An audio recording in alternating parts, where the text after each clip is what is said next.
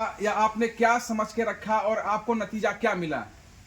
ये जो हमारी मीटिंग है संयुक्त क्रांतिकारी मोर्चे की, ये है तो पूरे देश के लिए।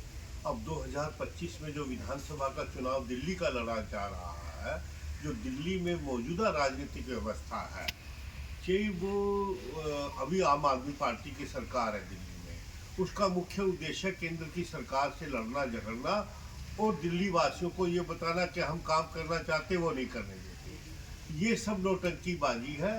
काम कैसे होगा?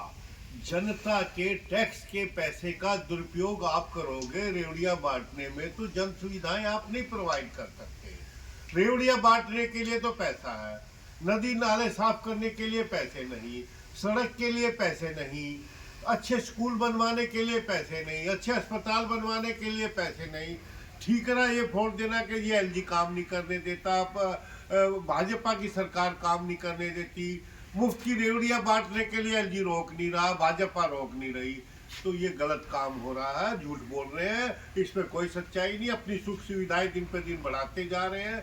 जो पार्टी ये कहती थी हम आम आदमी पार्टी है, वो आम आदमी की तरीके से रहेंगे, वीआईपी बन के रहते हैं, वीआईपी तरीके की ट्रीटमेंट ले रहे हैं, वीआईपी अपना निवास बना रखा है, सारी की सारी सुविधाएं जो एक मतलब ये समझ के चलिए जो देश का सर्वे सर्वा होता है उस तरीके से ले रहे। आम आदमी पार्टी वाला कोई गुण नहीं है। पूरे दिल्ली में चुनाव लड़ने के लिए संयुक्त क्रांतिकारी मोर्चे के तहत आपका टाई अप किसी और पार्टी से हुआ है, क्या कुछ कहेंगे? संयुक्त क्रांतिकारी मोर्चे में आज अखिल भारतीय सोशलिस्ट पार्टी के राष्ट्रीय अध्यक्ष मनोज शर्मा जी हैं। इन्होंने भी जो हमारा संयुक्त क्रांतिकारी मोर्चा का जो 20 सूत्री कार्यक्रम उससे सहमति जताई है और अपनी ये कहा है कि हम मिलकर चुनाव लड़ेंगे। जहां ये चुनाव लड़ेंगे हमारी भारत लोक सेवक पार्टी वहां से उम्मीदवार नहीं खड़े करेगी, जहां भारत लोक सेवक पार्टी खड़े करेगी वहां से ये उम्मीदवार नहीं खड़ा करेंगे। हम सब मिलकर चुनाव, और भी कोई राजनीतिक पार्टी संयुक्त क्रांतिकारी मोर्चे में आएगी तो हम उसका स्वागत करेंगे। एक मिनट मैं ये क्लियर कर दूं, संयुक्त क्रांतिकारी मोर्चे के भावी मुख्यमंत्री योगी माथुर जी होंगे, क्योंकि जो ग्रामीण अर्थव्यवस्था है, जो ग्रामीण हालात है, ये गांव के चप्पे चप्पे को जानते हैं। पूरी दिल्ली देहात का हाल बुरा कर रखा तीनों पार्टियों ने। ना तो भारतीय जनता पार्टी के पास दिल्ली देहात का ध्यान देने का समय है, ना कांग्रेस के पास, और ना आम आदमी पार्टी ने पिछले 10 साल से दिल्ली देहात की तरफ कोई ध्यान दिया है। इसलिए हमने ये तय किया है दिल्ली देहात का व्यक्ति ही आने वाले समय में दिल्ली का मुख्यमंत्री होगा। अंत में अपने पार्टी का 2-4 एजेंडा बता दीजिए जिसे लेकर पूरे चुनाव समय में वोटरों के पास आप जाएंगे।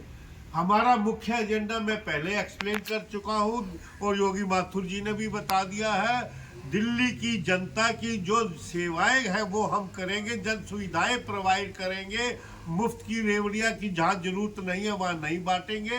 जो जरूरतमंद है उसी को हम जो है जरूरत के हिसाब से उसकी मदद करेंगे। हमारा मुख्य उद्देश्य ये होगा दिल्ली साफ सुथरी बने, लॉ एंड ऑर्डर प्रॉपर हो, दिल्ली की जनता को बढ़िया रोजगार मिले, सुख सुविधाएं मिले, और जो जगह जगह जो आवास की समस्या उसको हल करें, लोगों के लिए घर बनवाए बढ़िया, और उनको जो है बहुत ही आर्थिक मदद भी की जाएगी घर बनवाने के बाद, ताकि हर व्यक्ति रोटी कपड़ा और मकान से वंचित ना हो। ये हमारा मुख्य उद्देश्य है जो दिल्ली में रह रहा है। Thank you.